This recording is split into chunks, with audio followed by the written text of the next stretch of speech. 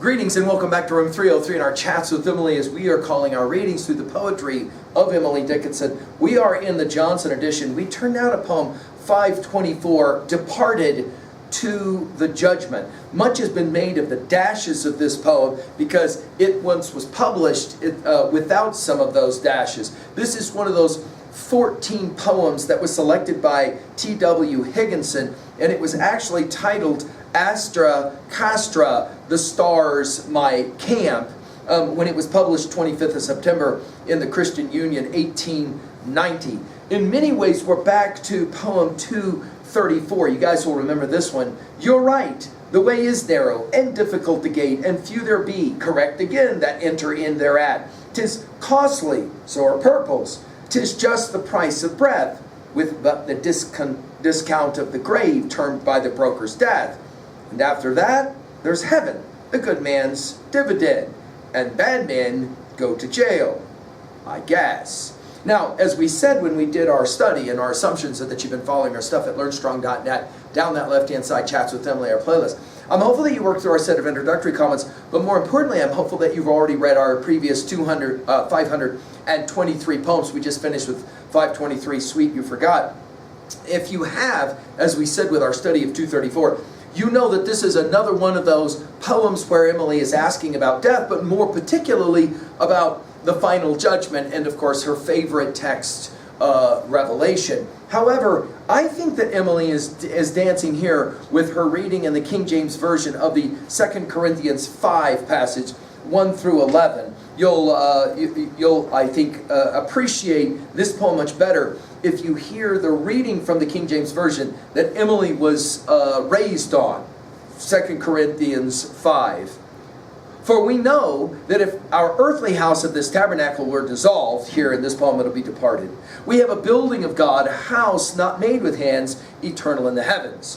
For in this we groan, earnestly desiring to be clothed upon with our house, which is from heaven.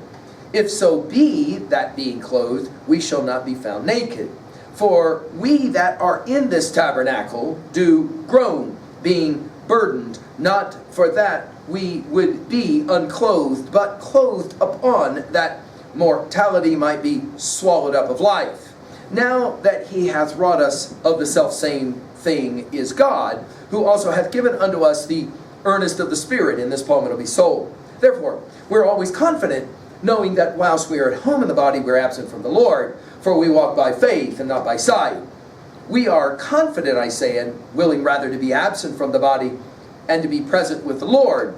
Wherefore we labor, that whether present or absent, we may be accepted of him. That'll be a key word, accepted of him.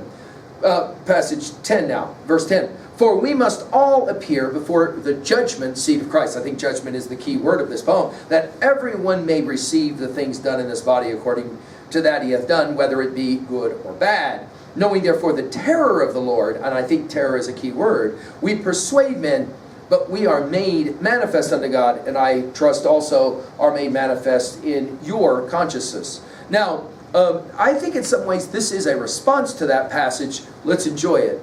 Departed to the judgment, a mighty afternoon, great clouds like ushers, leaning creation looking on. The flesh surrendered, cancelled, the bodiless begun. Two worlds, like audiences, disperse and leave the soul alone. Now, notice that we'll begin with the idea of judgment, but in this poem, notice there doesn't seem to be any real judgment other than solitude. Notice, left alone, departed, dash, to the judgment, dash, a mighty afternoon. It's interesting the way she'll use the word afternoon as almost like a throwaway. In other words, this moment of judgment will be unbelievable one afternoon. Again, the tone is brilliant. Great clouds from mighty to great, like ushers leaning. And some have pointed out that this word ushers gives it a sense of almost like a wedding ceremony. But notice we'll go from leaning to leave later in the last line of the poem. Ushers, the great clouds, leaning creation, looking on. This is the closest mention to God in the poem. And then looking on gives it kind of a sense that God is somehow the master of ceremonies, as one scholar has pointed out. And then we go to the flesh, and from the flesh to the soul. The flesh, surrendered, canceled. I think canceled may be the key word of this poem. The bodiless begun, the repetition of the B sound. Two worlds, notice again all the dashes, like audiences disperse. So in other words, both heaven and hell, if that's what she's referencing here with the two worlds, disperse and leave the soul alone. The word soul ends up in 67 poems, and the word alone as well in 35 poems. You'll remember 298, alone I cannot be.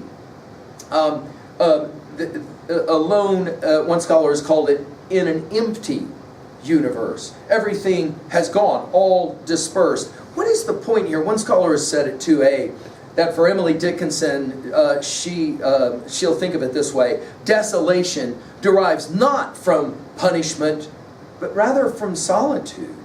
Ironic, given this is a woman who spent so much of her time alone, right?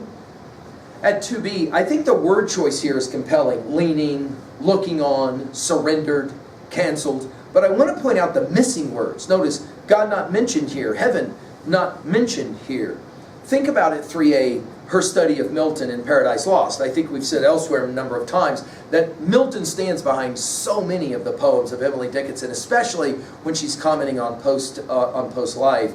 You'll remember in Book 1, line 65 and then 181, that hell is what? A region of sorrow and the seat of desolation. We've given full lectures on all of Paradise Lost at learnstrong.net for those of you that like to run that to ground. Finally, to own a poem like this at 3b, how do you think about the flesh surrendering? I hope that Emily is challenging you. Thank you.